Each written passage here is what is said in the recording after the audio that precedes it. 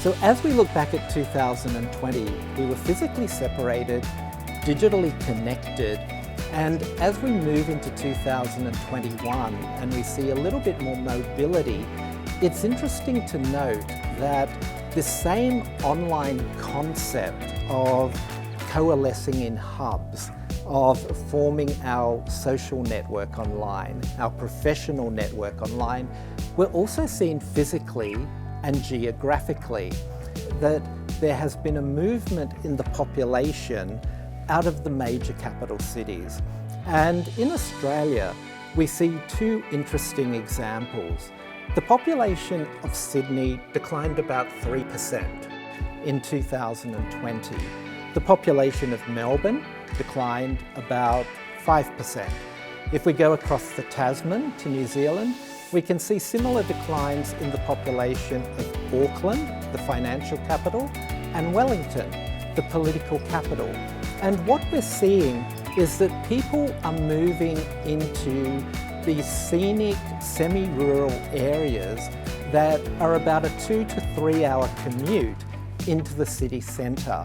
And I term this huburbs. So if I was living in the scenic Hunter Valley in the middle of a winery, each weekend I would be going to a farmer's market and buying fresh, organic, bespoke vegetables, artisanal cheeses, properly baked sourdough bread. And for the rest of my groceries, the more generic basket, I would have that delivered by a large retailer. So we can start to see that there is a demand for the bespoke, which is emerging, and that demand for the bespoke is being characterized by more face-to-face commerce.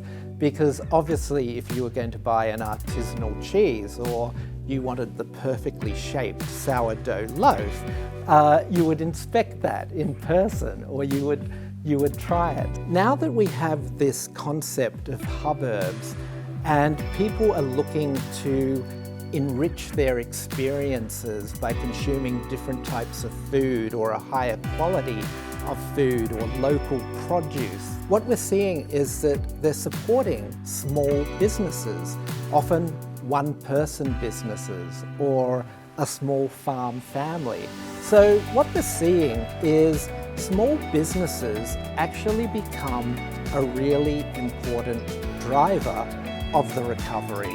Across Asia, small businesses account for about 70% of GDP, about 75% of employment. So if we have consumers moving to where small businesses are, they're buying local, they're supporting small businesses, this becomes a really important tool in underpinning the recovery.